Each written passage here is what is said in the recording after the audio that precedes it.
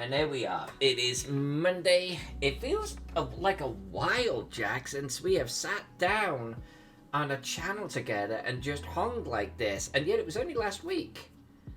Yes, it felt like it was a bit of a bit of a long time since the last one. But yeah, it's probably because last week was so epic with Pex being on here for his birthday. It was indeed an epic stream. Really happy with how that went. This is Monday. We are drawing or colouring actually tonight Salt Wolves of the Whale Road for Gallant Knight Games. This is kind of where we're at right now. It is Mapping and Movie Madness Mondays with our entrusted and beloved, erstwhile and wonderful Jack Cull. Hello there. And Alex Vixen has come in and she's already sharpening knives. As you do. Hey, Alex. Oh, what a week that was. What a week that was. And let's make sure this one is nothing like it. How's it going with you, Jack? Things are going quite well. I am having a really fun time lately putting together a series of adventures for Shadowrun, and whether that be for our home game or whether that be for the friends that we've made from our various gaming convention crews. I'm looking forward to running them at some point, whether it be virtually or with our home game once everybody's vaccinated and we're past this blasted pandemic. And it's really good. It's one of those things where I've been trying to create an overall campaign, and I'm starting to get everything in alignment, and even things that don't seem like they're connected, I'm finding ways to connect them, and so I'm really happy about that. That's always a good time, isn't it, when you're writing your own adventure and the plot points start to come together. Mm-hmm. That's always a great feeling, I think. Yeah, definitely, and it's one of those things in the beginning at first, because Shadowrun is so it's built to be not be a campaign. It's meant to be a whole bunch of one-offs, different crews, different missions, allowing players to having characters carry over between different missions with different other PCs. It's almost like it was designed for almost like convention play, if you think about it, where you could carry your character with you through each thing, but you're always running with a new crew and that type of thing. I personally I'm a bigger fan of like set crews, like a Merc Corps or something, where it's always these guys. Every now and then they may have somebody rotate in or out, or maybe one of the group leaves. But I kind of like the idea of there being mercenary corps, almost like the equivalent of like a lance in like the Mech Warrior universe. I'm always like a bigger fan of that, and plus it allows for a reputation to build, not just as you as like a runner, as an individual runner, but being part of a runner, a Merc crew, so you could be like, oh, you run with the blah blah blah crew. That's actually great. We've heard a lot about what you've done. I don't know. I kind of like that. It feels like your reputation almost has more weight to it. So you mentioned maybe running this for the local group, like it was one thing or another. You wouldn't run it for both. I could definitely run it for both. Yeah. I obviously with our home crew, I've actually already started to run, into some of these adventures. Some of these runs have been on the periphery. I mean, heck, the one of our players being a host for something darker, that's definitely in line with my overall campaign that I'm doing. So. But so yeah, I could definitely run for like let's call it the convention crew. I don't know how far I would want to like step back, and repeat, especially like if it's one where you chose to join. Then it'd be like, all right, well, you're playing a different character, but you've actually done this adventure before. So yeah, I wouldn't be able to do it. Me personally, I wouldn't be able to really do it twice unless I really sort of role played it quite well. Unless you role played it quite well, and maybe it's one of those things where you even sit on the sidelines, not contributing, and if you see that people are stuck, you like say, hey, have we considered this, or that type of thing.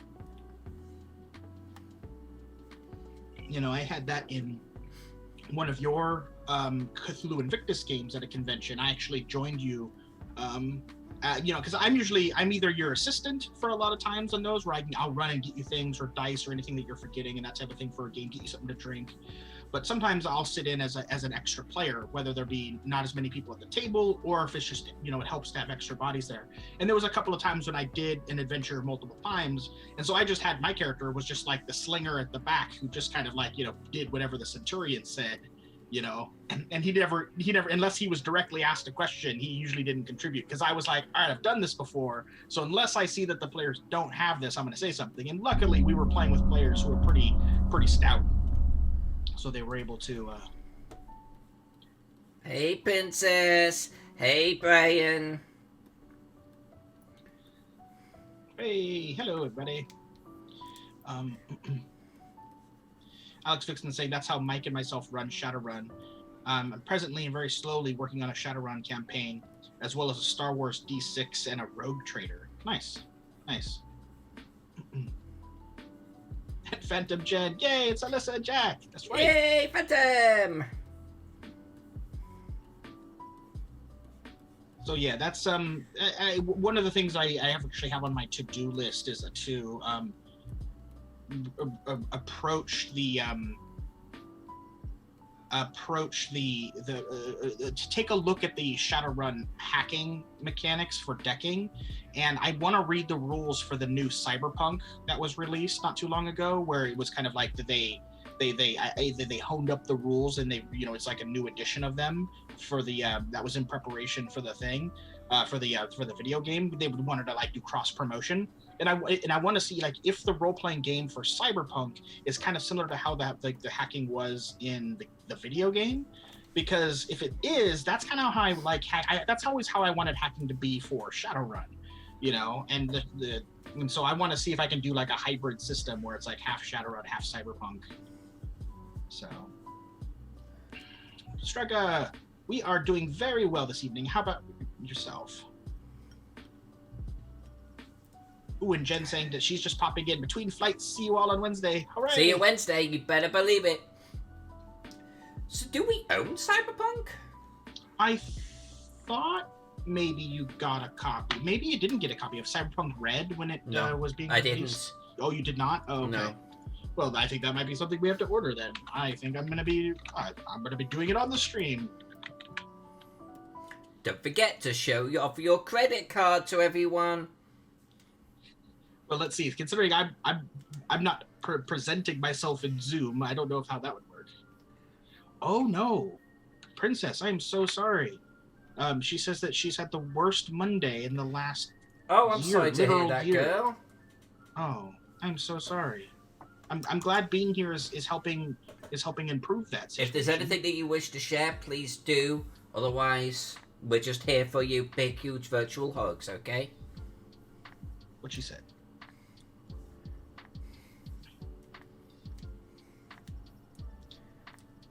Brian responding to Alex talking about her campaigns, he's commenting that he loves the Star Wars D6 system. Yeah, that was the only system of Star Wars that that was the one that I learned on, and the only one I knew how to play. I played with my cousins when I was younger. I haven't played it much as an adult, and while I liked it, it's like I always was intrigued by the Fantasy Flight one, which I actually even have some of the rule books for the Fantasy Flight one, but I haven't bothered to learn it just because I don't know anybody that would play Star Wars with me. So yeah.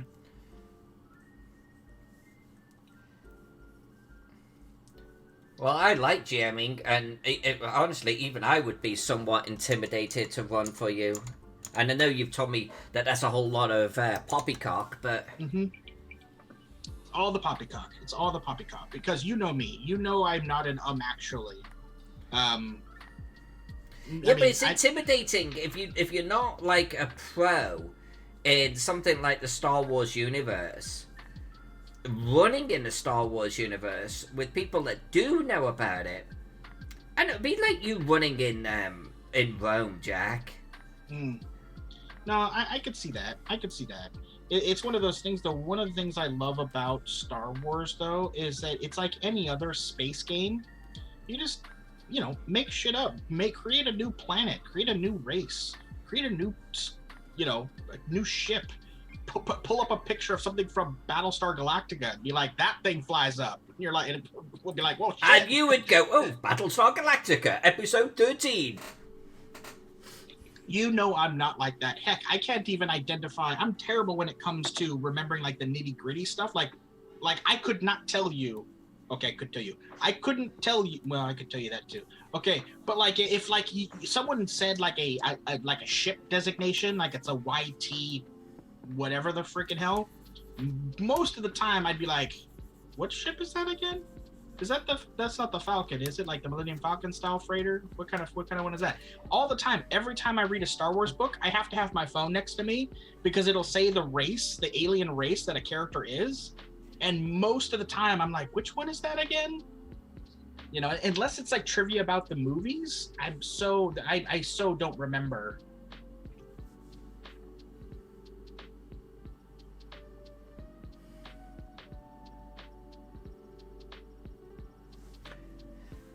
Princess, we can... Let me just say, I am no expert at all in this subject matter, and it would be inappropriate for me to try and provide counseling-like advice. But what I will say is, it is hard on our loved ones as well. For your mother, it's going to be a degree of mourning and loss for her, and an adjustment period, and it will create these horrible moments. But if you both could come through it together, it will get better. It will.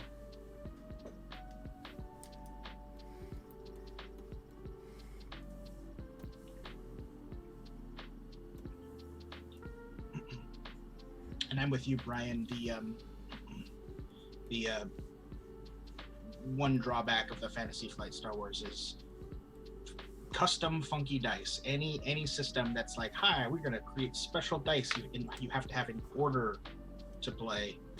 It's like, darn. I really wish you guys weren't being funkified with your unique dice.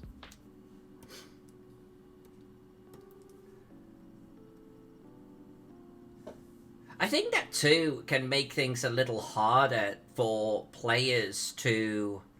You know, we all love rolling dice, right? But we all recognize like a really low roll on a percentile or a really high roll on a d20. I mean, we could see it. It's very basic, and I think it taps into something almost primordial, like right down in here. And if you're going to swap out the dice, I think you actually take some of that away. I mean, yes, the brain can process that you've just rolled, 6 special symbols or whatever it is. But I think it's harder. It takes the brain out of that ease that you would have if you just rolled, I don't know, a 20. Right. And Princess says that her mom's had a chance to adjust for the last 13 years because that's how long she's been out to her. So it's been a long time. Alex says, hold on, Wolatex, let's see. I've done that before. I've played a run Mike was wanting to run. I played a run where Mike was wanting to run for a new group, and then they contacted me in the game. My character Banshee, longtime 5-year runner, told them, I'm sus about this job. Seems to be like a PR stunt, a contract breach. I'm not accepting it. Keep your shock spitter by your side, though. Contact me if you need advice. Oh, see, there you go. Yeah, contact another, your other character.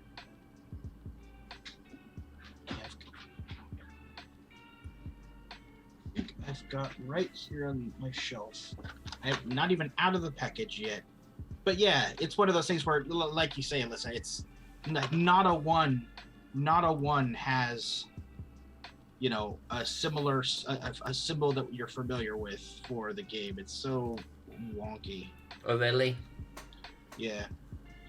But cause some of them will have like a little like starburst symbol. Cool.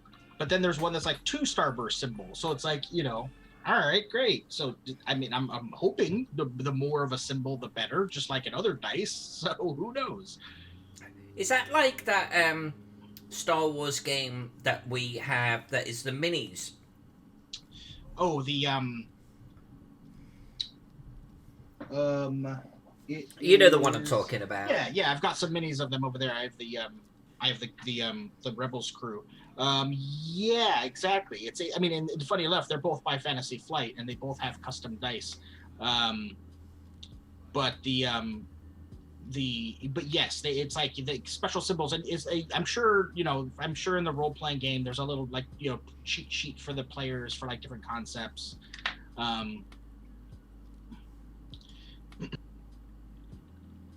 As the not fleet battles, it's the one that it was basically the miniatures game that was before Legion.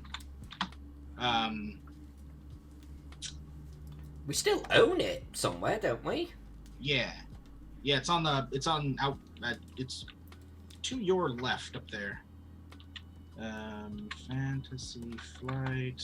What the hell is the name of the game? Not the role-playing game. It's a board game. Oh, Fleet Battles of Star Trek? Gotcha. Imperial Assault. Star Wars Imperial Assault. That's the miniatures game. Green Loon Toon. Hello, GL.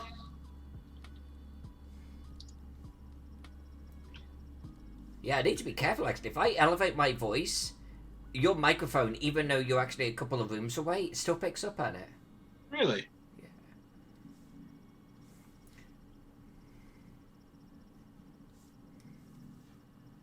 So this one's. Do you know the upper right hand corner's theme yet? No, I haven't got over there yet, and I think until like inspiration grabs me, I'm probably honestly going to start drawing in the settlements on here. And for the settlements, is this my? Yeah, here we go. Let me see if I can actually get the settlement that I'm going to do. Oh, what the hell am I doing here? Hold on. I want to show you the settlement style. Is that a good way to... Yeah. I'm going to draw the settlements like that. You can see I actually I took inspiration for the way that they've done the waves on this. I'm actually going to do my boats and little guys in the same way. I'm also going to do creatures like this guy in the same way. But I love these settlements and the way that they've done the trees. So I'm gonna use that there as I like this way of doing it. And then I noticed that there was another medieval map I looked at where, like, you see Fisker here is a little bit more like, a capital city. The capital cities, I'm going to give them golden roofs using that gold paint that we've got. So that'll look kind of cool. So that's probably what I'm going to start working on next. But I want to try and get the top and bottom frames mostly done. At least halfway done on each one. And then I'm going to start working on land objects. I'm not going to redraw the land. A couple of people have sort of said, well, that's like a Mercator sort of projection. And I'm like, at this point, I don't care. Client's happy, I'm happy. I'm just going to push forward. And that's all that matters. It's all about the client. Captain Bear Mode, thank you very much for the follow. Nice. And what a cool name. Captain Bear Mode. Everyone's got a better name than me. Everyone's got these really cool names.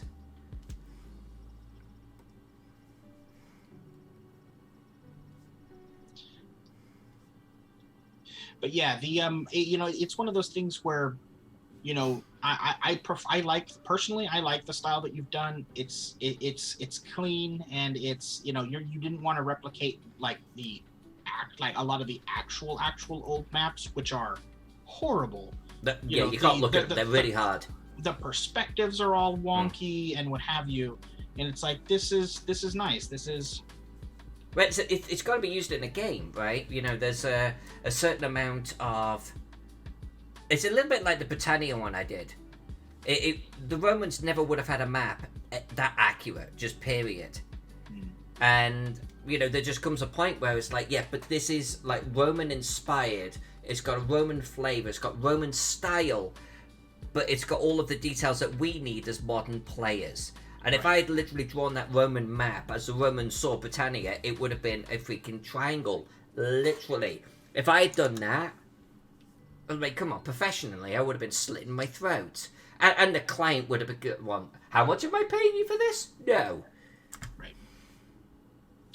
Captain Bear Mode says that they've been following you on Twitter for ages on their personal account, but then they realized, wait a minute, you've got a Twitch account. So they just jumped over.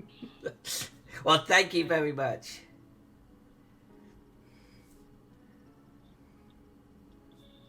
And Brian McWhirter jokingly saying, wait, people don't use their real names as their online handles? Yes. As Alyssa and you prove that that's, some do, some don't. I am actually really bad at coming up with social media names though too. Like really, really bad. And you see these awesome social media handles that people go by. And I'm like, yeah, no wonder you're going by that, because it's freaking cool. Yeah. And it's sometimes it's weird too, because I know on social media things you can certain things you can change, so you can like change what like the main heading is. So it's always weird when we'll use Twitter as an example, because Captain Bear Mode brought it up. It is open. They're saying they have got to drop off to go to bed to make sure to catch up in the near future. Get it? But yeah, like on Twitter, like you can change while your @ will always be the same. You can always change like what your like first part of your name is, and so it's always confusing because if people ever like update or change or what have you, it's always like, what the heck? Who is this person? Oh wait, I know this person, because their @ is still the same, whatever the heck.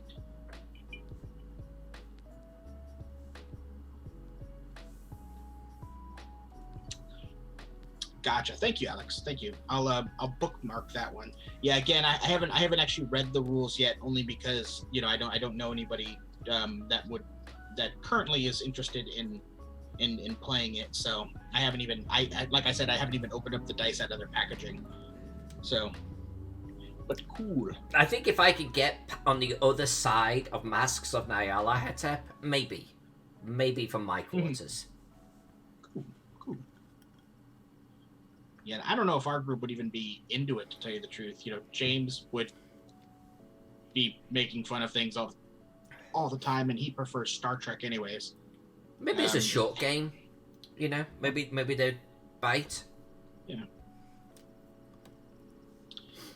George Fields, good evening, sir. Welcome, sir. Always good to have you here. Yeah, I do gotta say, I do admit I'm definitely looking forward to home game, in-game person gaming again. Home crew, I mean. Gaming in general, I think, especially like conventions, going to conventions, that's gonna be so great once the world is past this pandemic. Different types of games, more games. Actually, it did just dawn on me. I didn't sign up for anything for GaryCon this year. I'm a dope. I should have. You should have signed up for a couple of games or something. Exactly. I totally should have. I'm sure there's still games to sign up with if you wanted to. You have to take a look at the schedule. You have a badge. I do? Do I? You have a badge. We'd have to sort of root out the details, but I bet if you checked in, they'd be able to find you. You check in on Discord, and you had a badge assigned to you. Did I? Yeah. I'll log into my tabletop. You should, as my partner. A badge was given to you. Oh, okay. Well, hey. George, I know it's difficult. I get you. I do get you, but I think they could be fun. Yes, Strega, I did see that your updated profile picture. I thought it was great. I missed it, however, but I will go and check that out. Yeah. It was one of those things where I don't even remember. I think I saw it. Was it this morning or was it yesterday afternoon? It was one of those two. I think it was this morning. I saw it. But it's one of those things where, you know, it's Facebook is so weird where it's been doing one of those things where I've been seeing certain people's pages. Like, you know how every now and then, like, you can go for a stretch where you don't see things from people, and then suddenly you will. I think it's one of those things where I think Princess, I think your posts and your things and your updates are ones where I'm starting to see them again. Because, like, I never used to see anything that you posted. It was so weird. And then I remember one time you like tagged me in something because you were talking about like your movie lists over on Letterboxd, and I was so glad you tagged me on it because I was like, well, that's really cool. Because if it was for the longest time, Facebook was doing one of those things where it's like, we're not going to show you anything of princesses. And it's like, why? I wish I could, like, you know, tell Facebook, how about you show me all the things, please, for like everybody. Well, in theory, they've got the tools, right? But they just right. ignore their own tools. Right. Yeah, there was somebody who posted, they came up in my feed, and I was like, do I even know this? Because it was somebody that I had never seen like their stuff for the longest time, and now I'm seeing it again, and I'm like, do I actually know this person? Who is this person? I haven't added a friend on Facebook in like ages, so apparently I know this person. Let me look at their profile.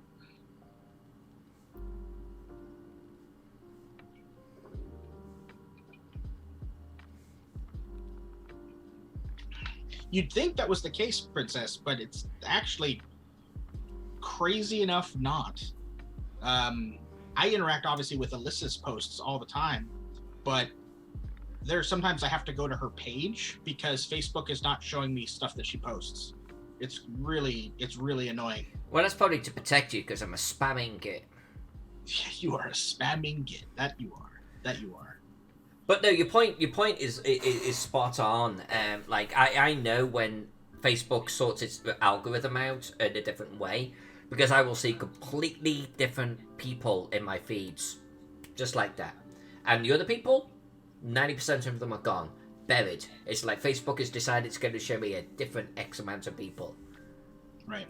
Princess, I never see your stuff. It's very rare nowadays. I have to go to your page to see it. Yeah, Salt's one of those ones. I never see his stuff. Ever. Oh, shit. No, that's weird, because Salt I actually see. Jesus Christ, Minnie. And apparently I'm off of his site now, because he used to respond to all of my movie posts. Now he hasn't responded to one in a while. I bet you he hasn't seen my posts in a while. Yeah. Or he just grew bored of my movie posts. No, it'll be you just aren't in the... And it's self-fulfilling too, because Facebook will say, okay, we're going to switch out the people that you're seeing, and then it'll be, okay, so you haven't posted on Jack Cole's wall in a while, so we're going to show you that less. And it's like, I've not posted on his wall in a while because you're not showing him to me.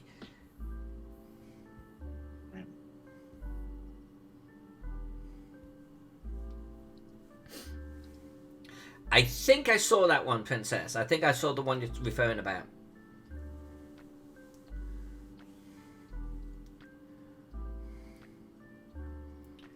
Alex Vixen, Facebook.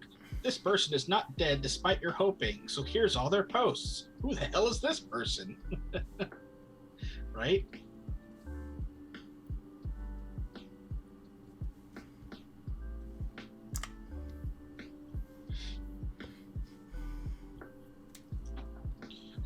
Ooh, nice. Adding a little bit of the gold accent there at the top.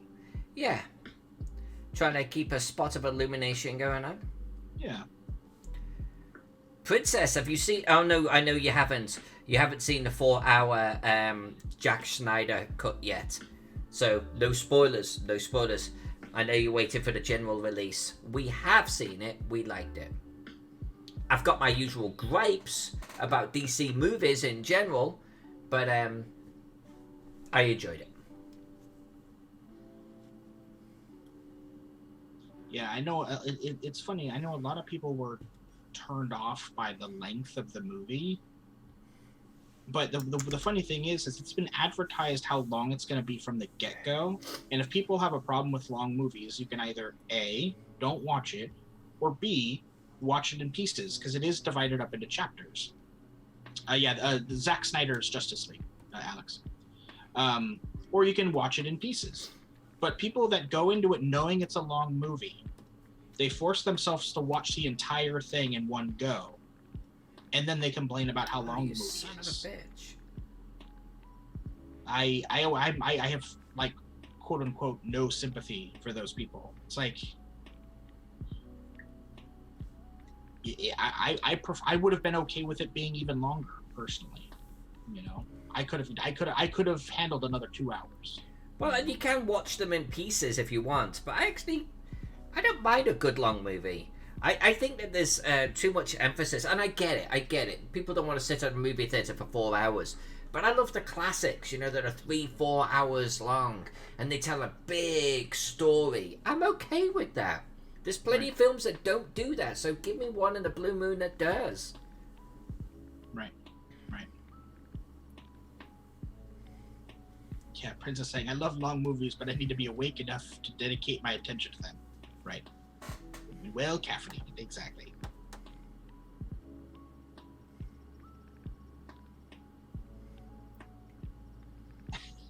Brian McWhirter, any movie that's 3+ hours needs to have at least hobbits in it. No excuses.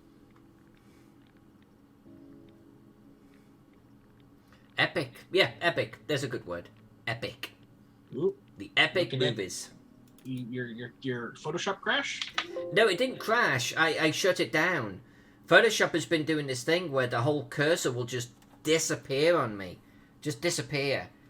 And someone said that it was a Wacom driver thing. And I updated my Wacom driver yesterday, hoping that it would work. And guess what? It didn't. So I'm going to have to do more troubleshooting on that. Only started over this last week or so. I guess I'll try updating my Photoshop next if there's an update to do. But yeah, just partway through drawing and colouring, the cursor will disappear. It's never done that before. It's very bizarre.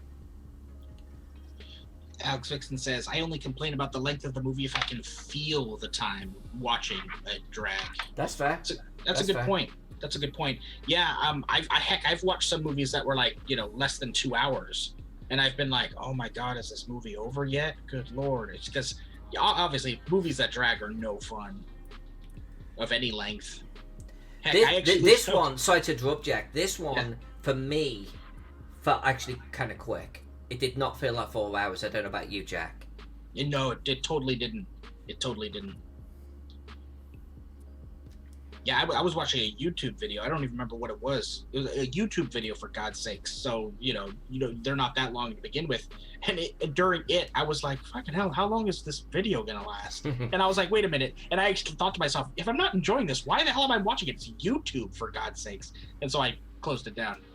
Because I was just like, I'm not interested in what's being talked about. I'm kind of bored. Yeah, so when we were watching this thing, Jack actually told me it was in 4 parts, right? And part 1 came and went, and we were like, okay, that was actually pretty quick. Part 2 came and went. I was like, wow, this thing is going to fly by. Then part 5 came, and we were like, wait, how many parts is this? Part 6 came. And it's like they weren't a 1 hour parts, but the whole point is that the film was just flying by. It was flying by. Yeah, I had misremembered the number of parts, apparently. I thought it was 4 parts, and it ended up being basically 7. Basically 7. 6 and an epilogue. Princess says the first time she saw Thor, she thought it was so amazing that it was over too soon.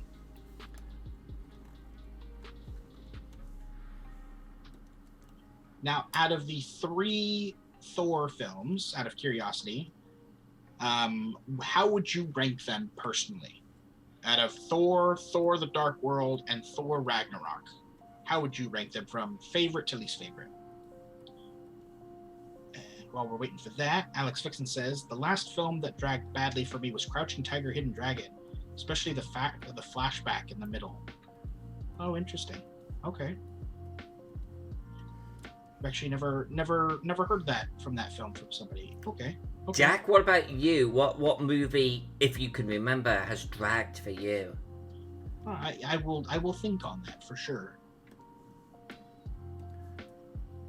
Let's see, Princess does answer though. She says that Thor Ragnarok is her favorite. The first Thor film is her second, and then Thor: The Dark World is number 3. You looking forward to Thor: Love and Thunder when it comes out? I'm glad Taika Waititi came back to do the fourth one because Ragnarok was so good. Let's see, so what would be a film that's dragged from me? No pressure to answer that. I was just curious if you have one where you sat there and went, ah. Yeah, and I'm trying to think off the top of my head. None are coming to me, but I want to try to find one to be able to answer the question. But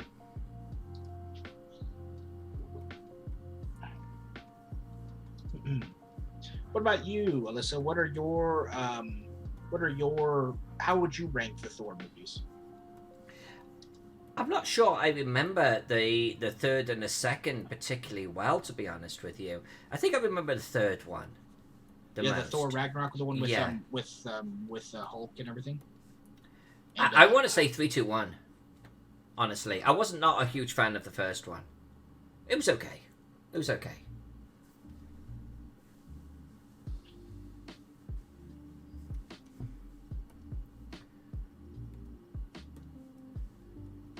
Were you and I together, Jack, for that one? For the first one? Yeah.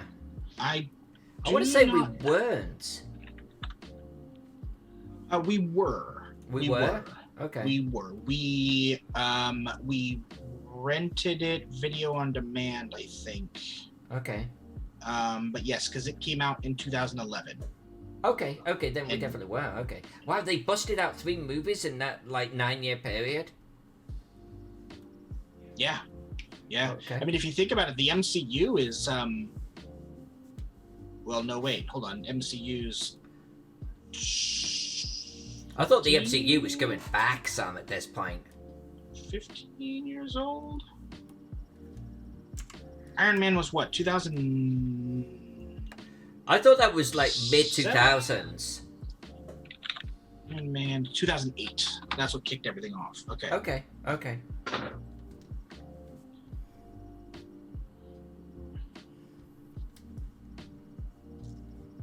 Yeah, I mean, obviously artists aren't for everybody. Alex Fixon saying in that coming in with a controversial viewpoint, she's not a fan of Taika Waititi. There's just something about him that needles her. I'm not familiar with that expression. Yeah, it's almost getting under the skin. Oh, okay, gotcha. Yeah, especially when it comes to comedy. Comedy is even more subjective than the subjectivity of art in general. With filmmaking and what have you. It's already super subjective, and then humor on top of that even more. So I can get it. I mean, there have been some movies that I've heard, that have been recommended to me by friends, either shows or movies, that they're like, this is the funniest thing in the world. Oh my God. And then I watch it and I don't chuckle once. It's like, I didn't find it funny in the slightest. And I'm like, what the heck? I actually got hit by that, and I got hit by that by myself.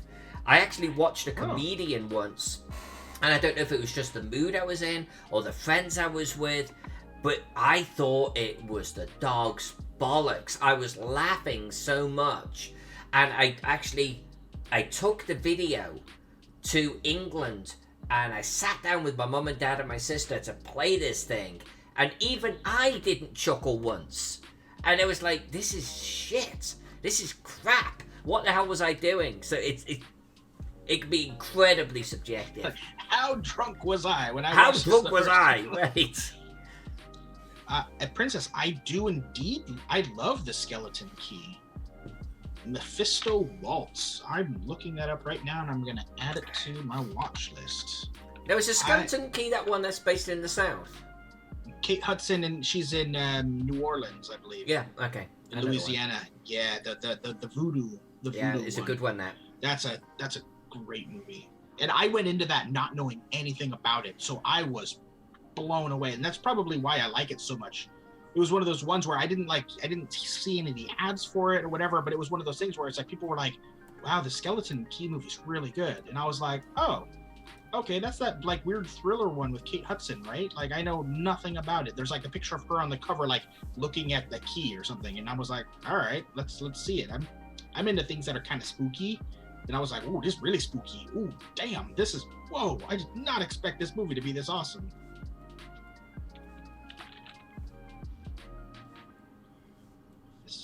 Waltz.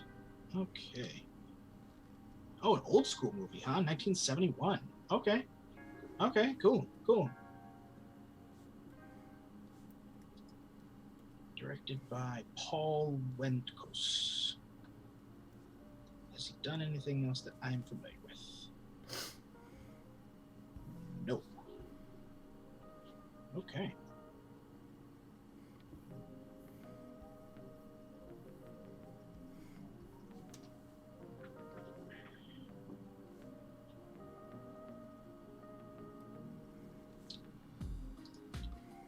Well, he's done one that I've heard of, even though I never saw it. He did the sequel to the Magnificent Seven, The Guns of the Magnificent Seven. Oh, I've seen that. Which I have not seen. Was it any good? Yeah, I think I seem to remember enjoying it. There's a film I haven't seen. I have not seen the original Magnificent Seven. Oh no, like 20 years. I should rewatch that.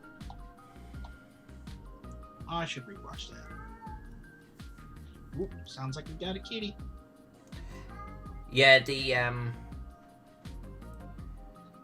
Guns of the Magnificent Seven, or the Magnificent Seven just in general, they were great films. I love those things. Yeah. I watched the remake that was recently, like 3 years ago or so. We both did, and it was entertaining in and of its own right.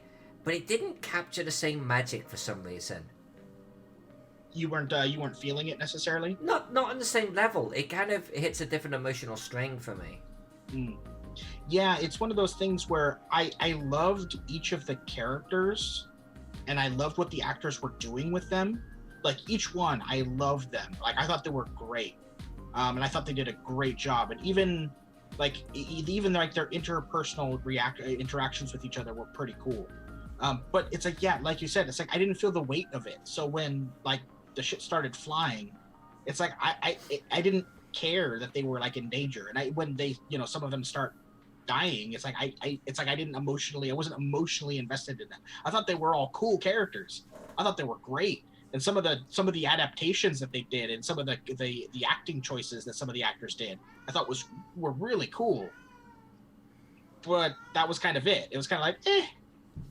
Not like in either the original Magnificent Seven or even in the Seven Samurai, where, bad stuff starts going down and you're actually like, no, don't, come on, man. You can make this. Don't make that stupid decision. I can hear Buddy. What are you doing? I'm sure you guys can all hear him too. Yeah, he sat right between our two microphones. Come on, what are you doing? Yeah, he's just sitting there just, wow. He's coming in this way. I'm gonna see if I can bring him up to the camera. Come on, bud. Come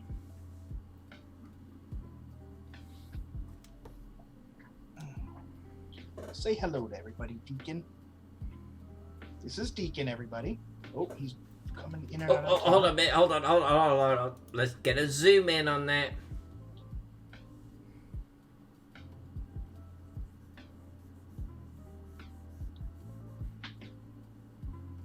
He is 10 years old. He is our boy kitty. He is a whining, complaining POS, but we love him to death. Named after the kobold from the Neverwinter Nights computer game, Deacon. Who is equally as annoying, but also adorable. All right, off you go.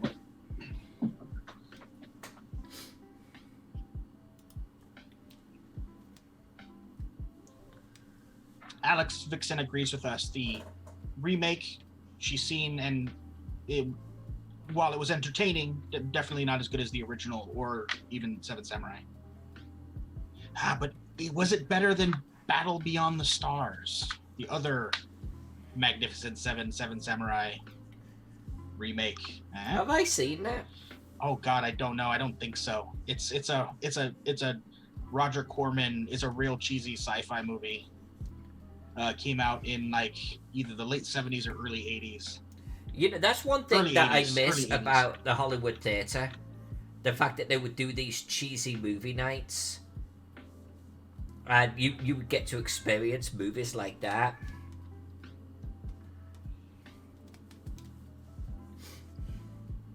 Yeah. There's a it's a screen capture from. I'm guessing it's a YouTube link that's going to take to the trailer because it says classic trailer in HD.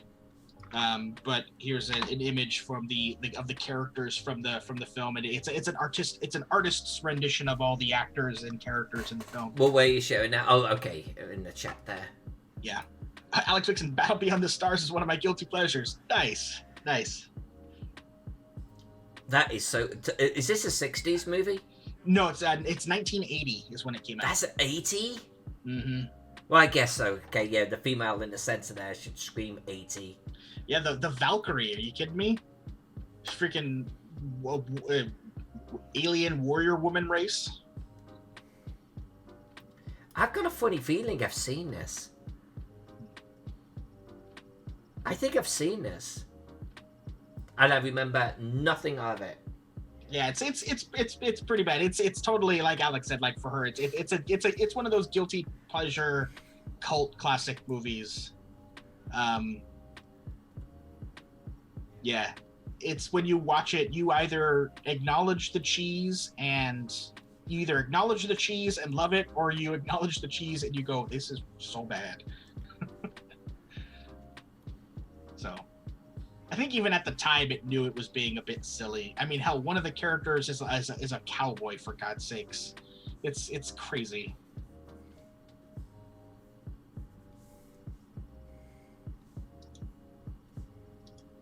Yeah, but it's fun.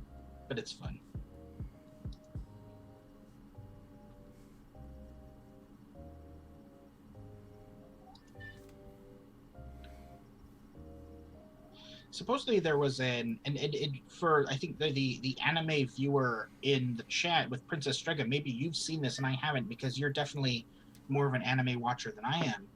But supposedly there was a like Seven Samurai Magnificent Seven anime with like that was kind of like futuristic or sci-fi-y. I that I heard that was good, but I don't know anybody that's actually seen it, so I can't attest to that. Have you seen it? And is it good if you have?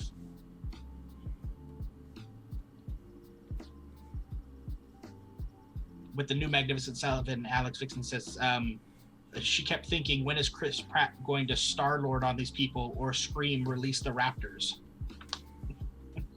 Yeah, Chris Pratt's kind of one of those guys where he's kind of Chris Pratt in everything he does. Yeah, I think that's fair. I like Chris Pratt. But it's Chris Pratt every time.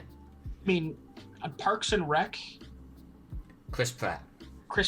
And then that character, he's now in space and he's Star-Lord. It's like, he's Andy Dwyer in space, and now he's Andy Dwyer in a raptor pen. I mean, I guess he was a little more serious as the raptor wrangler. I forget his character's name. But he was just basically being a serious Chris Pratt, though. I mean... Yep. And Chris Pratt with a deck of playing cards, Magnificent Seven. Magnificent Seven. Chris Pratt as a bit of a bastard in Passengers, the sci-fi one with Jennifer Lawrence. Have I seen that one? Yeah, you and I saw it. That's the one where like it's like all the humans are going to another planet and they're all in cryo sleep.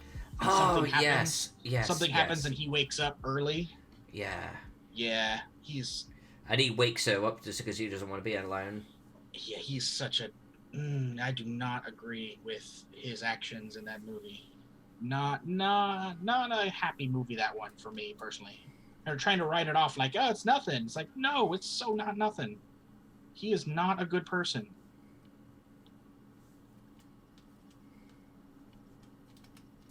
Allah come again. That movie is totally gross from the female perspective. Thank you. Exactly. He is such a horrible person in that movie. Oh God, it's terrible. Hey, Ala. Good Yeah, to buff see Andy you. Dwyer. Yeah. That was one of the things, I guess, when Chris Pratt got the role for Star-Lord, he was kind of like in his Andy Dwyer chubbiness, and he was like, oh, I need to work out and be buff for this role as Star-Lord. So he immediately got on like an exercise and food regimen. Obligatory. Hi, guys. Hello.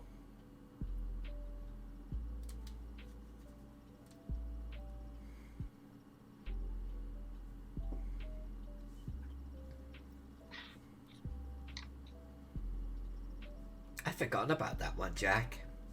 Passenger. It was called Passengers, right? Yeah. 2016 Passengers. Yeah. I mean, it was a well-made movie in that, like, the actors did well. It looked pretty. The CGI was good. But I didn't like it simply because of I found the plot, and the plot was, in my opinion, very basic. And not only that, but then the protagonist, the guy who, who's the main character that you're with for most of the film, is a scumbag. I mean, he's a terrible person. So on that note, that's how the latest Wonder Woman hit me personally. For similar reasons, similar tone. Look, guys, if you've not watched it at this stage, my apologies, but I'm going to say something that's kind of a core part of the film. She brings back her lost love. Okay, that's cool. I'm not going to tell you how. Let's just say she does. But her lost love is actually in the body of an actual dude, a stranger, literally a stranger, who was just living his life in the real world. Her lost love occupies him. And right.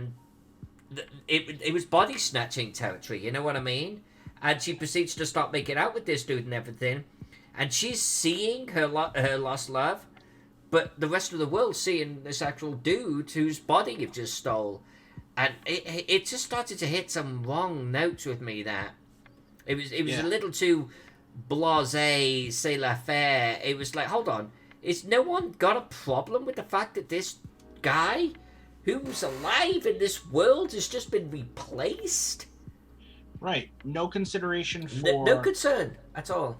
Whether he had other relationships, either with family or with other loved ones. Maybe he was in an intimate relationship with another person.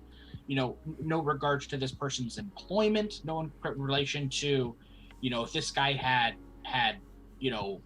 bills or legal proceedings coming up. For all we know, this guy was fighting for custody of a child, or who the hell knows. But her long lost love hijacks a actual person, and we're supposed to be cool with this. Yeah.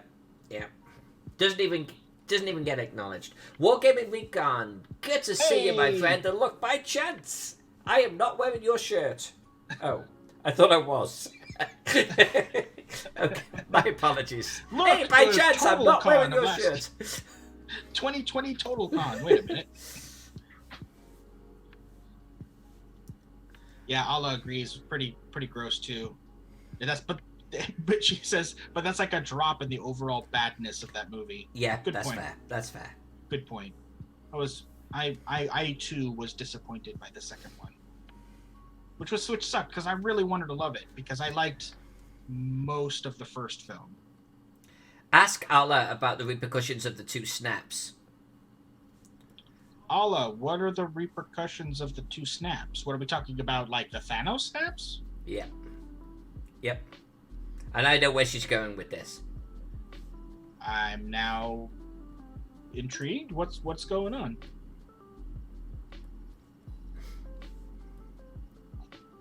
It's like if you start to think about it, the two snap thing, it starts to kind of get a little bit dark in some ways. the snaps that both caused the blip and undid the blip.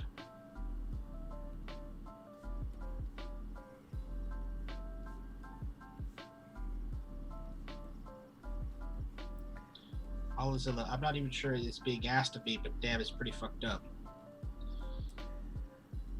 Now, are we talking about the fact that because all of like half of life on Earth? Yeah, we've watched Falcon and Winter Soldier. Yeah. But that's the I don't know obviously what you're talking about, but when half of the planet's population is suddenly gone, and then 5 years go by and the world now adapts to having those people not here, and not as much food is being produced, and resources aren't able to be produced, and whatever the hell have you, and then suddenly half of the entire planet suddenly returns and you can't handle all those people anymore. All right, so let me ask you a question, Jack. Yeah. When someone disappears from the snap and then the second snap occurs, where do they reappear? According to the MCU, it seems like they reappear where they disappeared. All right. So if someone was on a boat or a plane, right, and they reappear, right, would it be fair to say that they're now free falling? In reality, yes. In the MCU PG-13ness, they're going to show up on that plane in that chair wherever it is in the world. Okay. Like, if you think about it, Monica Rambeau, who was in WandaVision, she was in the hospital with her mom, who was dying of cancer, visiting her when the snap happened, and she disappeared. So in the flashback in WandaVision, when we see her come back from being snapped, she's still sitting in the chair by the bed, but now the bed's empty because her mom passed away years ago now, a couple years ago. This has been 5 years. Well, so if somebody moved the chair, would she have fallen on her ass? It's like, no, it's the MCU. The chair's still going to be there.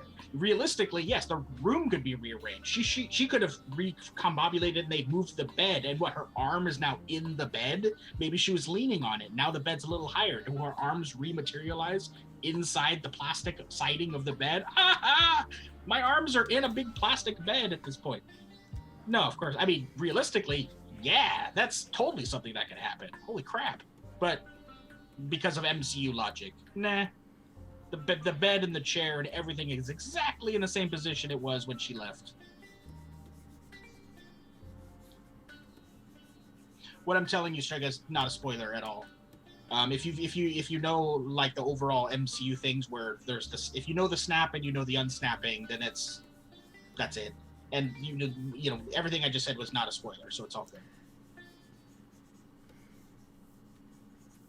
I mean, unless knowing about a character's family history, which doesn't play into the plot at all. If you find that a spoiler, then I guess that was a spoiler. But you're good. You're good. WandaVision's very, very good, though. Yeah, that's not a spoiler. That's not a spoiler. Alex Vixen, yeah, how many relationships were destroyed by the snap? Exactly. Your entire family goes poof, 5 years later they get unsnapped and you've remarried or committed suicide. Exactly. That's one thing though I liked. Was it Avengers 2 where they're exploring the post-snap, mm-hmm. and they're doing like counseling groups and everything together. I'm like, yeah, I actually think that would be a thing. Mm-hmm. It would have to be, wouldn't it? Right. Because you'd come back and the world has moved on and you weren't part of it. You would need counseling for that. Your job is gone. Your family's moved on. Yeah, that's actually one of the things in Endgame in the beginning when it does that whole 5 years later, and then there's like, and Steve is running a therapy group for those that were left behind that weren't snapped, and like one of the guys that's there that's like part of the group is like, I finally was able to go out and date again, and the guy that I was with were like, we both like we had this emotional moment, and both of them are like, they're like, we're crying or whatever. And it's one of those things where it's like, yeah, so imagine if this guy, I mean, like countless people, you're like, you go through, let's say, a couple years of mourning.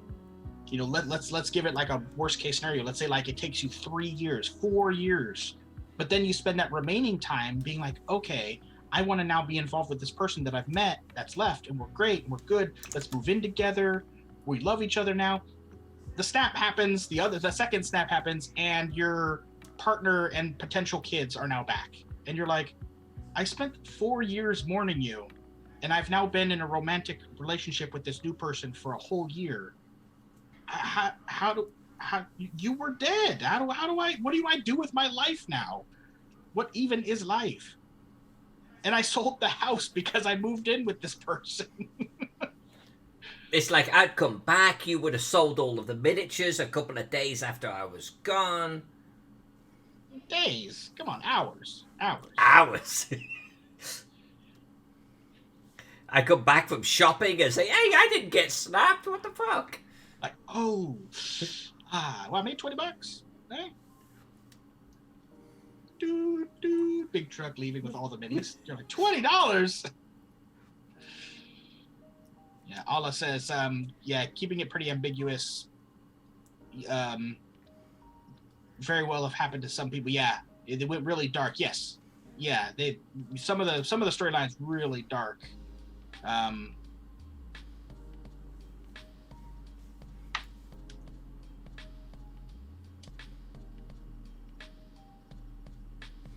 Unless someone else took control, I guess one could argue that since Thanos wanted to reduce the population by half, that maybe the snap could take in effect the number of people. I don't think it worked that way.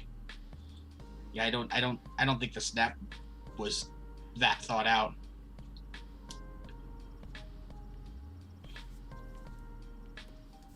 Alla saying Natasha's depression, eating expired peanut butter sandwiches and not getting her hair done was the realest part of the snap experience. Yeah, I like the blonde and the red just growing out. She's just like, considering at the beginning of the film you see it, she's like keeping it all maintained, and then by the end she's just like, I don't care anymore.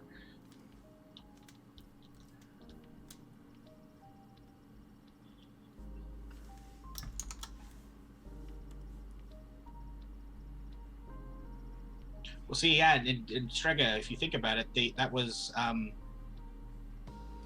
that's one of the things, one of the parameters that Tony set was, because him and his family wasn't snapped, or him and his loved one wasn't snapped, and they were able to start a family.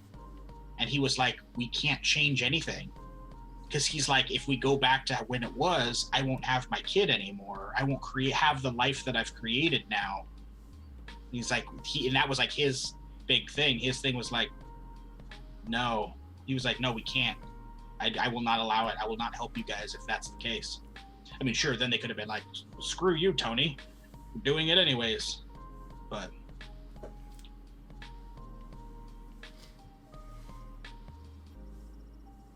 yeah. I like little Morgan Stark, so I'm going to have to disagree with you.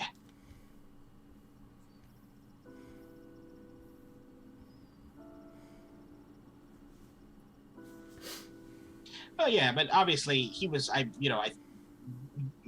Yes, in the you could take it that way. That's like, I'm not going to defend it. Yes, because Tony he didn't want his daughter to be unmade and die. He was being selfish. We'll go with that. Pretty sure as a family guy there, Wargaming, you might not have been so far removed from Tony, faced with the same decision. Is it selfishness at that point, or is it just human and fatherly instinct?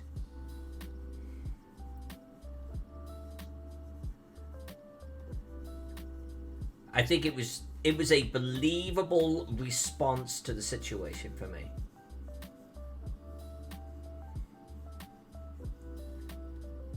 Yeah, I don't have kids, so maybe it's really easy to let them go. But I don't know.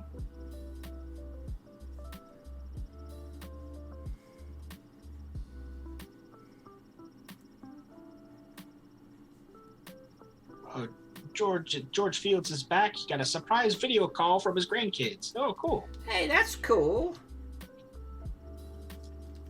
You know, I've got to be honest with you. So I know that we're all going to eventually be post-COVID.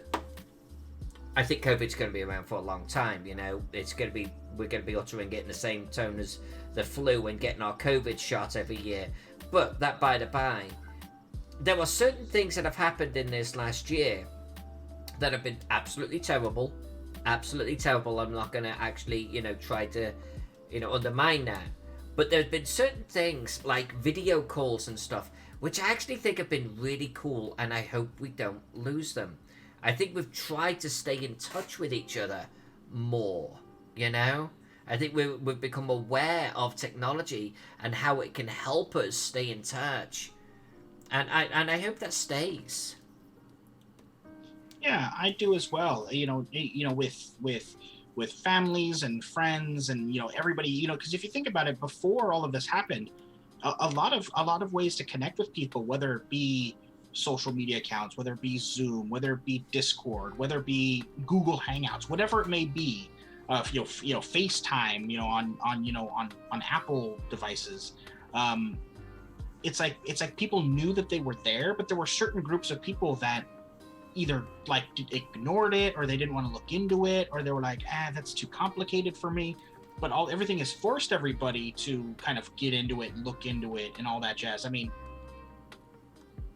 and the fact that it has, in a weird way, and all of this separation that we've had, just like you said, in a way, it's almost helped strengthen our connections with each other, because people are willing to look into it, so they can have, you know, I can't see my family in person because of the pandemic.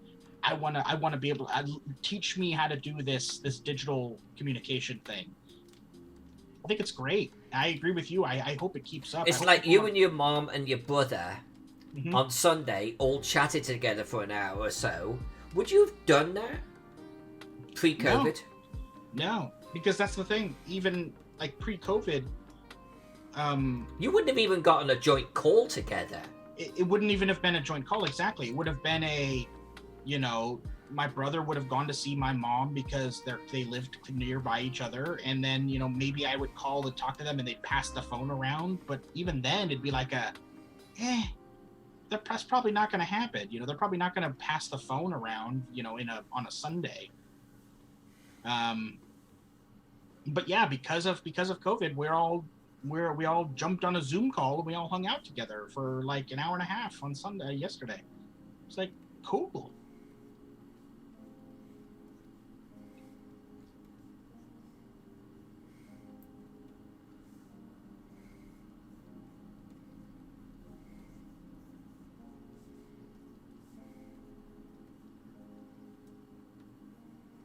Yeah, I'm a big fan. I'm a big fan, and the fact that a lot of companies obviously are even doing stuff with like remote work with employees. You know, for certain types of businesses where you don't need to be in an office. You know, that type of thing.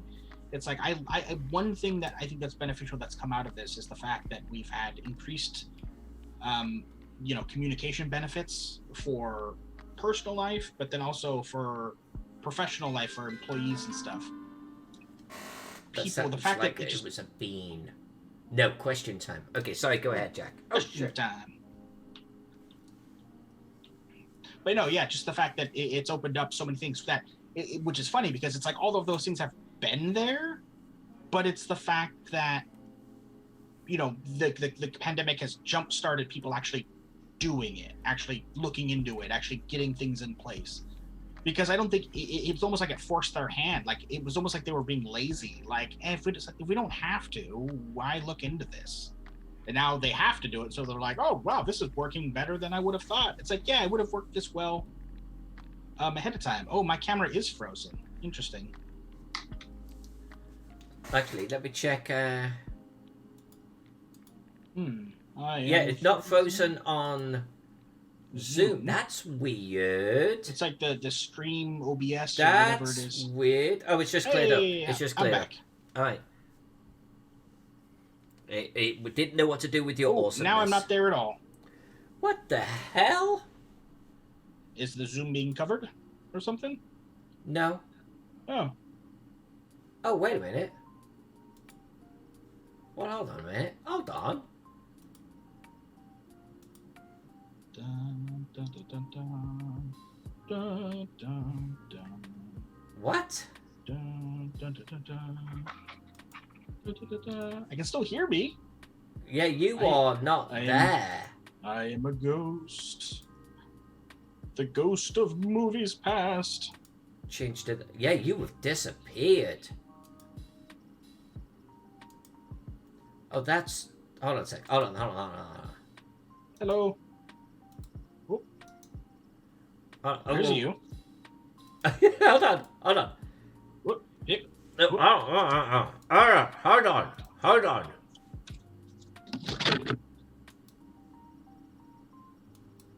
What the? Oh, hold on.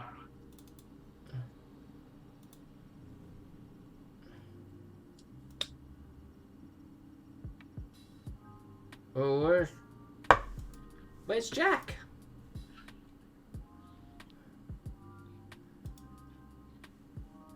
How?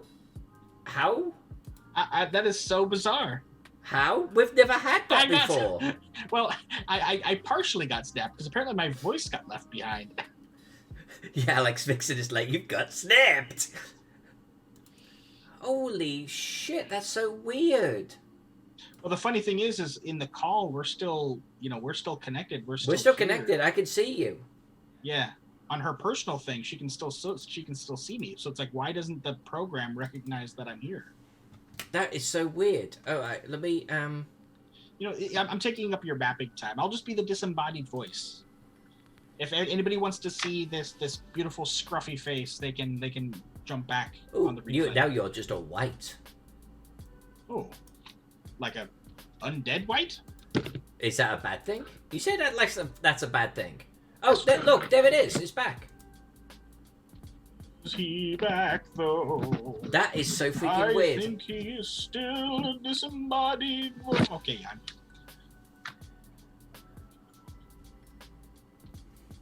No responses on that? War Gaming Recon said the white screen was an improvement. Ah, sadness. But Princess Streger loves your scruffy face. Hey! Scruffy.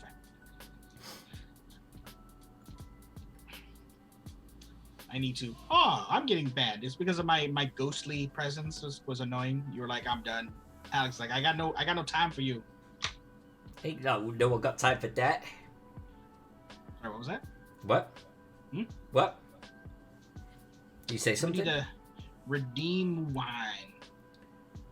Oh, there was a question time while you're doing that. There was a question time. So you redeem your wine. It was book 2, question 66. Book 2, 66. Okay, and Princess, I actually do mix these up a little bit in order over here. So we've got What If? 66, huh? What if? Here we go. Let me... Oh, I don't have a pen. Thank you very much. Let's circle 66 as having been done. Alright, this goes for me. It goes for all of you out there. What if? What if the Grinch tried to steal your Christmas? How would you stop him? What if the Grinch tried to steal your Christmas? What would you do to stop him? I'm not sure, actually, with the Christmases that I've been having recently. I haven't really tried to stop him at all. He can have it. Like, Jack and I are very low-key with our Christmases right now, to be perfectly honest with you. Now, if he tried to steal a joint present that Jack bought and I bought for each other, then we'd have to have a little fight. But otherwise, I mean, he can steal whatever he wants, I guess. Jack?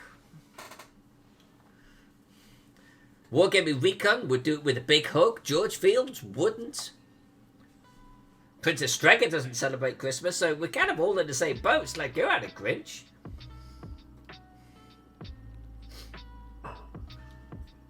Like, okay, so I mean, a Christmas that I cared about 4 years ago, over in Bulgaria, with my family, I went over there at Christmas time with Jack, and we hung out for the entire Christmas period. It was wonderful. If the Grinch tried to steal that, I don't know. I mean,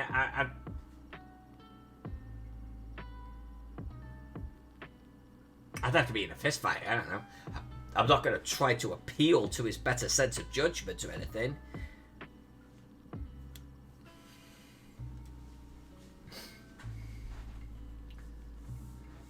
Okay, cool.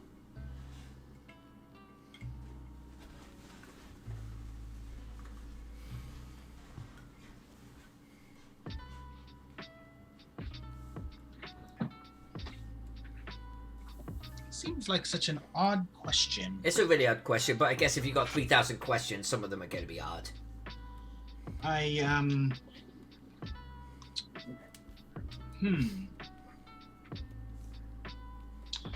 Yeah, I'm kind of in the same boat. I mean, really, aside from buying a joint gift for ourselves at Christmas,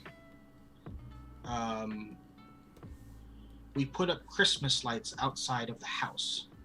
That's all we do. So for us, what I guess he would steal all of our Christmas lights. I guess that's what he's trying to do. So how would I do to stop him? Well, being that I live in the real world, the cops would show up. No, I'm just kidding. I have no idea. I don't know what they're trying to expect. Like they're like what am I setting up like a Home Alone? Princess, give me another number. Give me another number. Same book, different number. Contraptions or something that are like booby traps. You know, Princess, not a moped, a motorbike, dear girl, a motorbike. I have personal defense items that I own that I would take care of him. I don't know. The very next one, 67. 67. Okay. Wargaming says Christmas has always been huge for him with lots of family traditions. All right. So what if you could make any cartoon or superhero real? Who would you pick? Cartoon or superhero? Cartoon or superhero? Who would you pick? Interesting. Like, I mean, you're tempted to go with Superman or something like that because he literally protects the world. Right. But who is a superhero or cartoon character who combats political corruption? Would Captain America be a good choice? I love Captain America. I love Cap.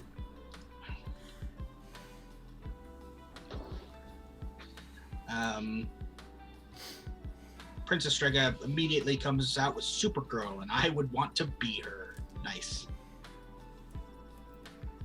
Allah says, face it, we need Captain Planet at the moment. Yeah. Yeah. Allah, you have seen the Don Cheadle Captain Planet spoof videos, right? Alex Fixon says, now Christmas with Mike, I have all manner of sharp, pointy, and/or heavy objects to introduce him to.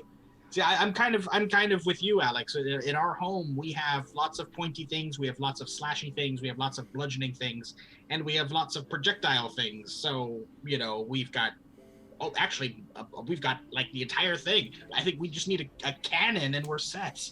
So it's like, you want our Christmas lights? Come get it, punk. Just kidding. Yes, Allahzilla, of course, Don's the best Captain Planet. That he is.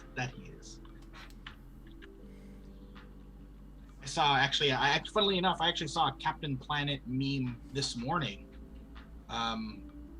Because it was a Captain Planet Lord of the Rings playoff. Where it showed like the five kids with the rings, and it was like, but for all of them were deceived, for another ring was made. I was like, oh shit, okay. So what, Captain's Planet is Sauron? Jesus Christ. Wargaming saying a couple of options here. Danger Mouse, maybe? Rocky and Bullwinkle, Spawn. Oh God, Spawn. Spawn. Whoa. Spawn. R2D2 was a cartoon. Does he count? I mean, he was in some of the cartoons, so like sure. Beast Foolish coming in with either Bugs Bunny or Captain America. Captain America. You had me at Cap. You had me at Cap. Strega says, I imagine Alyssa Faden would be hurling a Pillum at the Grinch. We need to get you a Pillum, actually. I'd be way too tempted to throw it at something. Yeah, maybe we shouldn't get you a Pillum then. I'd have to throw it at least once, right? Yes. You could do it in the backyard. Aim it at the neighbor's fence. The ones we don't like. You know the ones. It goes through the fence. Someone screams. Alyssa is carted off to prison. It just all ends so horribly. She's screaming, "The Empire will return!" No one understands.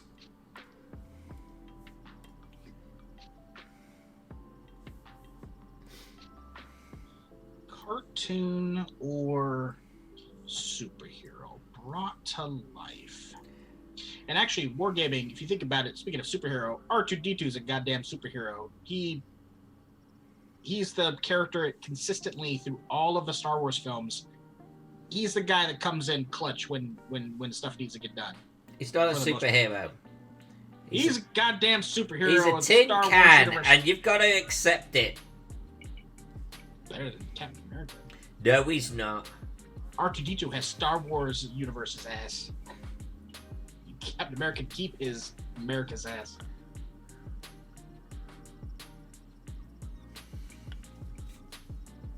Strega wants you to record you throwing this. Okay, well, we'd get arrested. They'd be like, "There's video footage of you killing someone with the." That'd be funny. And then me getting tased. With the "Don't tase me, bro!" as you're running away. George Fields has no answer. You have no superhero or cartoon that you want to make real life? R2D2 was in the animated droid special, and he was in the Clone Wars as well. I get the feeling that the person who wrote that particular question isn't paying attention to the vast amount of cartoons and the likes that are out there nowadays, and just what a Pandora's box they have opened up. I get the impression that they feel like all superheroes were in comics from like the 60s or 70s, and that there's been nothing since. Right.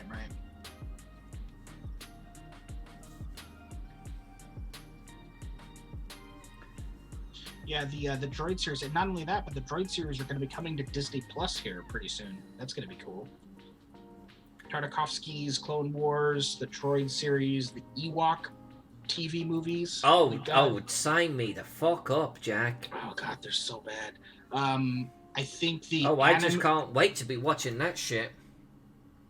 Well, I'm gonna watch it. Well, actually, if you want to watch the Ewok movies, no, I don't want to watch downstairs. it. God damn, I don't want to watch it. They're pretty bad. It was one of those nostalgia things that kind of broke my little heart. It was I watched the Ewok movies and the animated Dungeons and Dragons cartoon. Oh god, you rewatched that? I did. I watched them all of those at the same time. I was like, oh man, my nostalgia is getting destroyed because these are so bad. Yeah, there were certain series or shows or whatever that have really quite well stood the test of time, and a lot do not.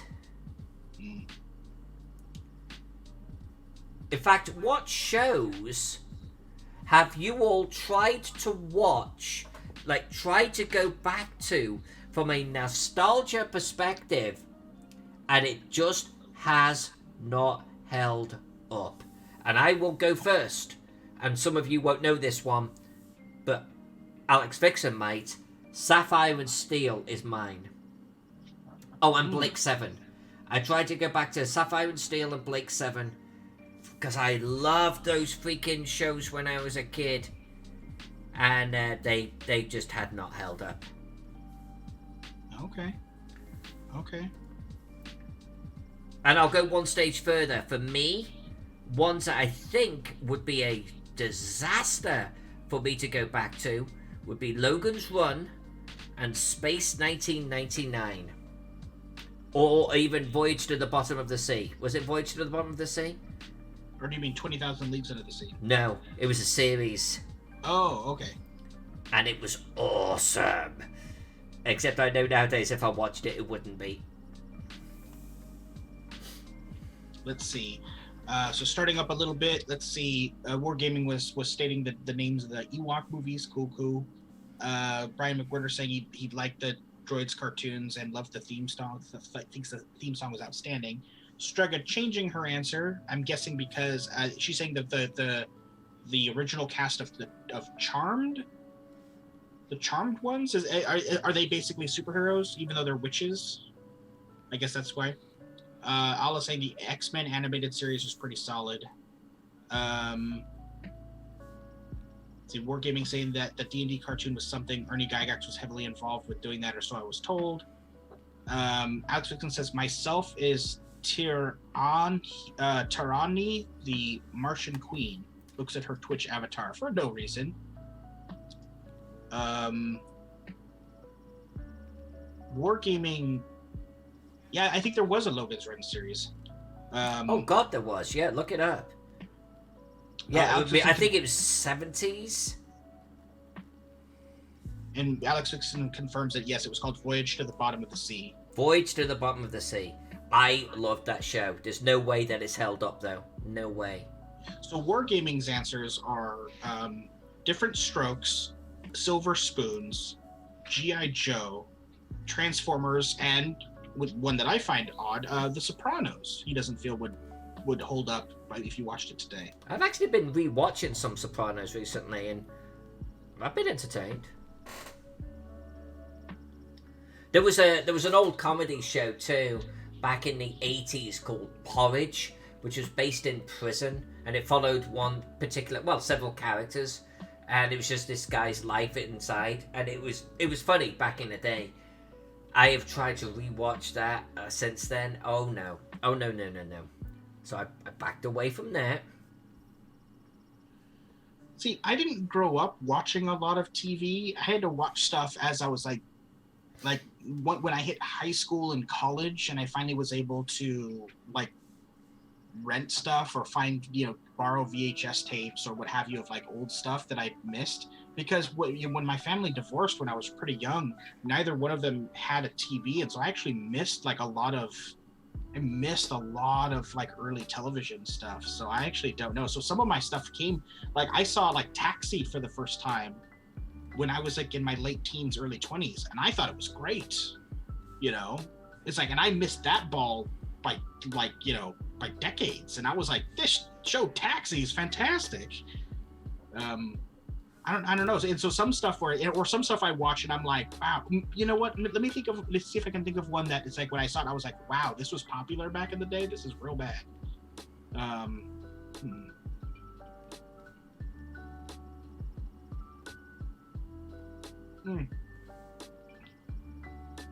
Hey, Brian agrees with me. Taxi is a classic.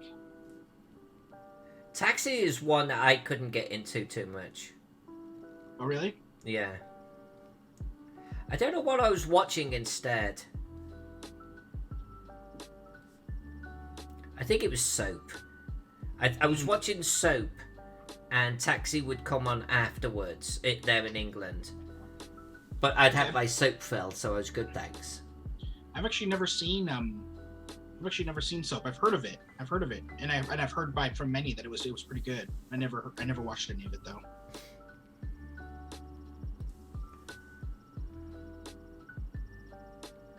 Wargaming's in your boat. Taxi boredom.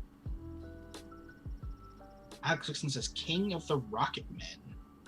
God, never heard of that.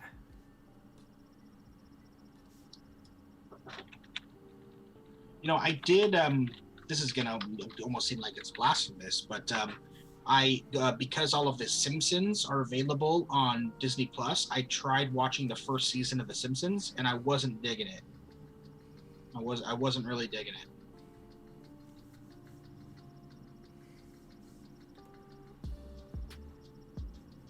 Alex Vixen, I have seen none of those. Centurions, Visionaries, Gargoyles. Oh, I know Gargoyles. I've seen the pilot episode, the pilot episode of Gargoyles. I think it almost maybe have been. I think it almost was like movie length. I think, because I think it's what like kicked off the series. I remember that being good back in the day. I have no idea how that would hold up now.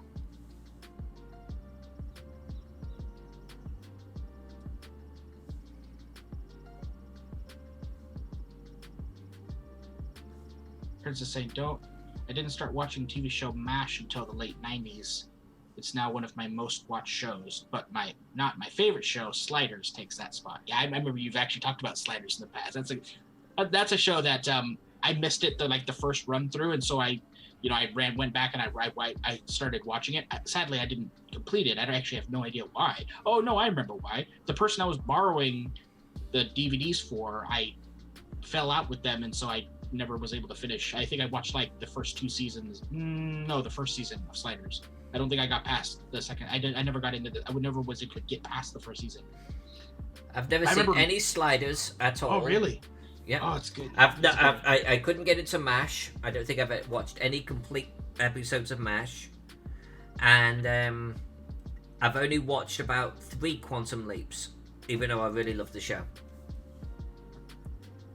Quantum Leap's another good one. That's another good one. Quantum Leap's not a good one? No, it is. I'm saying it is. I said that's another good one. That's another good one. That was one where I actually I went to a hangout, a physical hangout back in England. It was a bunch of weirdos, but they were playing Quantum Leap, and I freaking fell in love with it. It was awesome, but my only opportunity to watch it is like someone brought Quantum Leap, tapes to watch. That was the first time I'd ever even been aware of Quantum Leap. Right.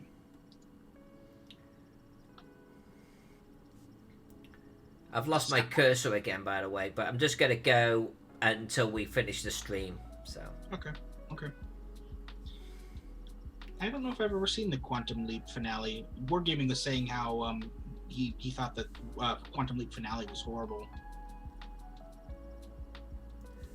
Isn't there talk about them doing more Quantum Leaps? Possible continuation. Occasional announcement of plans to revisit or restart the series have been made.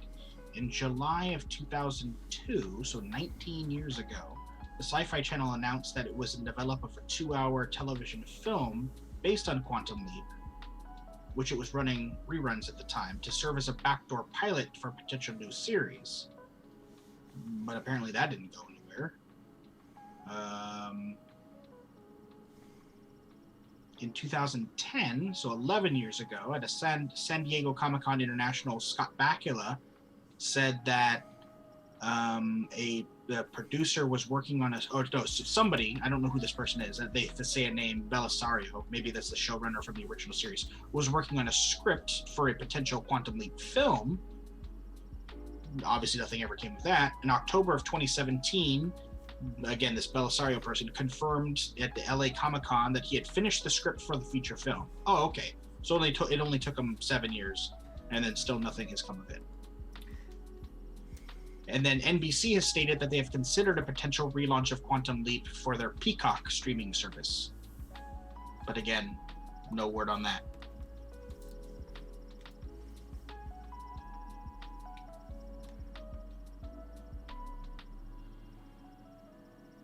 Why was it cancelled, Brian? Was it not getting the viewership?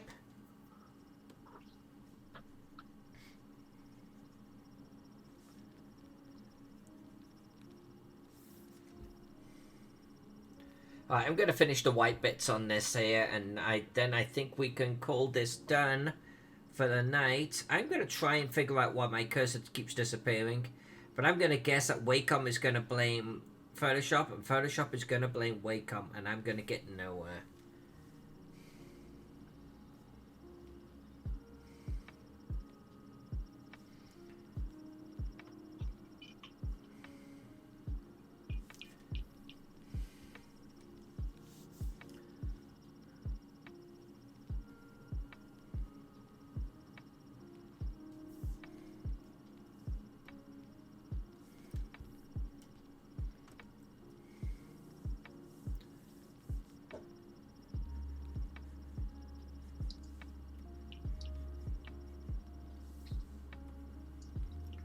What other series would you guys and girls like to see revisited, redone?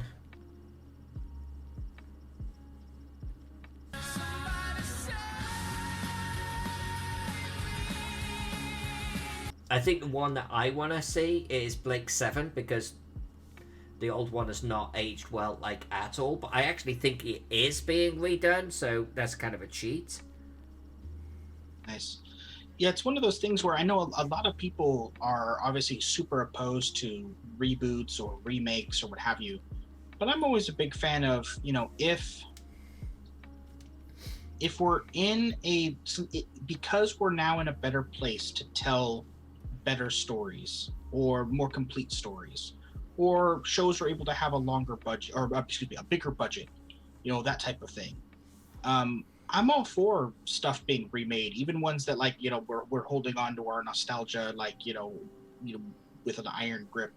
Like, I would love to see, not even, I don't even need a continuation of Quantum Leap. If they just completely redid Quantum Leap from the beginning, as much as I love the original show, do it.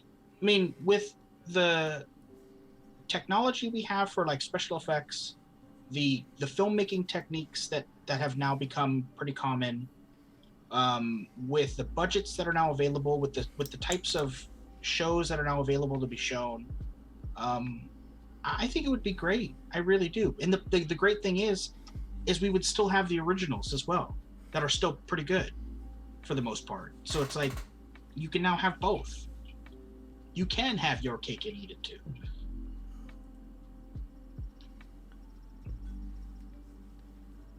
Alright, this is a good point, I think, to end it tonight. This is kind of where I'm at. And I think what I'm doing is I'm drawing some inspiration from actual medieval sort of colouring, by the way.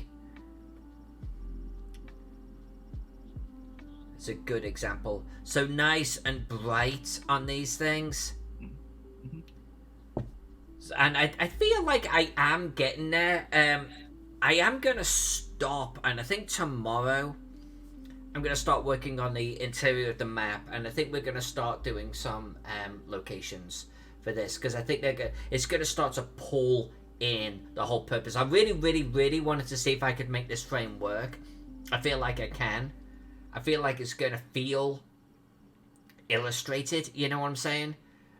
So tomorrow we're going to be back, and we're going to be working on the interior, and for that I have like this one. No, those are my styles here. Yeah, so I showed this earlier on, but trees like that, little buildings like that, that's what I'm going to be shooting for. So those are going to be really cool. I think so. And we're going to apply them to these green areas right here, and I think that's going to look good. We'll get the size dialed in, a little bit of colouring on them, and I think it's going to work. The client has given me a list of locations that they want, and then I'll add any locations I already have. We'll go from there. I think we're going to work on the interior a little bit tomorrow. So that will be at 5:30 Pacific Standard Time, 8:30 Eastern Time. And then on Wednesday, we're going to start working on a new map. If I've got enough information from the client by then. They wanted a huge city map. Huge. So we're going to start working on that. So if you've actually been waiting around for a short while, waiting for me to start actually doing some ink work again, tomorrow night I'm going to be doing some ink on this, and Wednesday night I'm going to be doing some ink. Thursday night I'm on a small business panel, or small publisher panel, for Gary Con. Watch for that. Friday night I am doing a painting session, but it won't be streamed publicly. It is part of Gary Con. You've got to go to Gary Con, buy yourself a ticket and join if you want to see it live. In that session, Friday night, I'm giving away a Gary Gygax miniature, and I'm going to paint it live on air, okay? You've got to be in the channel, though, to watch that happen and be potentially eligible to win it. Saturday morning, I'm going to do exactly the same. Saturday evening, I'm on a diversity panel for Gary Khan. Sunday, I am part of a Gaxmore panel, which will be, I think, available publicly. With Luke Gygax, Ernie Gygax, and Stephen Chenault. It's going to be a crazy, crazy, crazy week ahead. A lot of fun. And we're going to start tomorrow. Alright, so Jack, thank you very much for joining us. Of course. All of you crazy kids out there, thank you for joining. I really do appreciate it. Back tomorrow night. Thank you for all of you Twitch subscribers. Huge love for my Patreon backers. Cannot express that enough. Love you all. Back tomorrow night. Gonna start working on some of the interior details on Souls of the Railroad. Until then, everyone have a great rest of your evening. I love you, and I'll see you on